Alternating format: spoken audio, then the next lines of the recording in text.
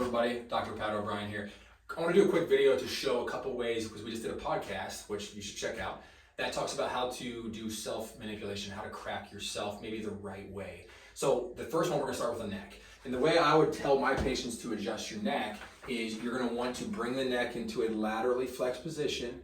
And while you're here, you're going to take it and you're going to rotate as if you're looking over your left shoulder.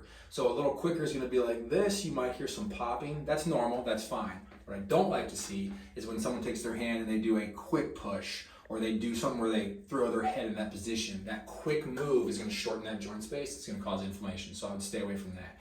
If you want to do the opposite side quickly, you bring it to the side like this, twist. You'll feel kind of a deep stretch and maybe a separation of that joint, which is very effective.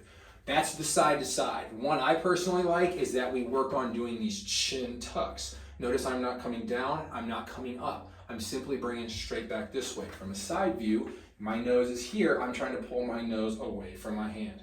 I'm going to hold this for 5 seconds. You're going to feel a deep stretch back here. A lot of times, if you continue to improve the strength here, you're going to see that it starts to crack on its own when you pull your chin away. So that's a good tip for the neck. The mid-back, to adjust this, I got 2 ones that I would suggest to my patients. Number 1, you're going to get down next to a bench, maybe the side of a bed. You're going to take your fingers, you're going to interlock them, you're going to put them behind your head, and you're going to put your elbows on this surface. I'm going to be here, I'm going to bring my knees away, cross the fingers, and I'm going to sink my mid-back towards the ground right there. I'm getting a couple cracks right there. I'm going to hold for 5 seconds. I'm coming straight down like this, and what this is doing is it's providing extension into your thoracic spine, which is a reasoning why you have mid-back pain, is because you don't have proper extension. Now, I'm going to get a little more creative here, and I'm going to show you another way. So this right here is called a foam roller.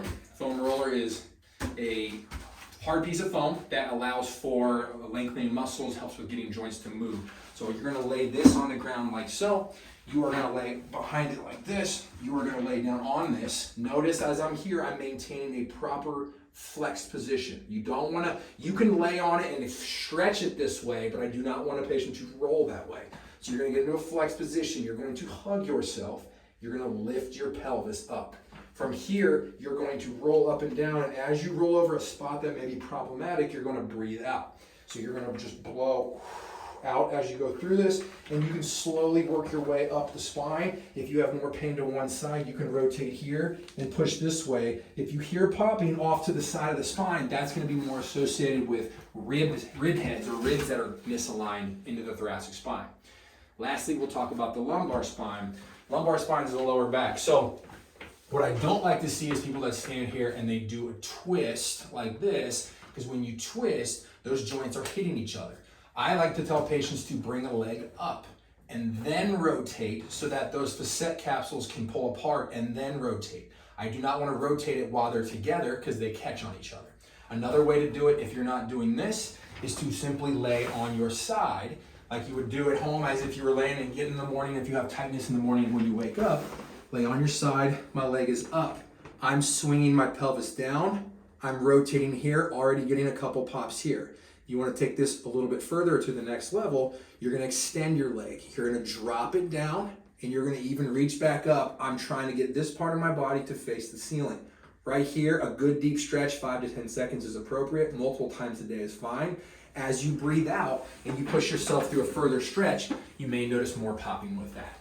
This is a good way to not supplement chiropractic care, but it's a good way to get the chiropractic adjustments you've been receiving to maybe last longer or hold longer.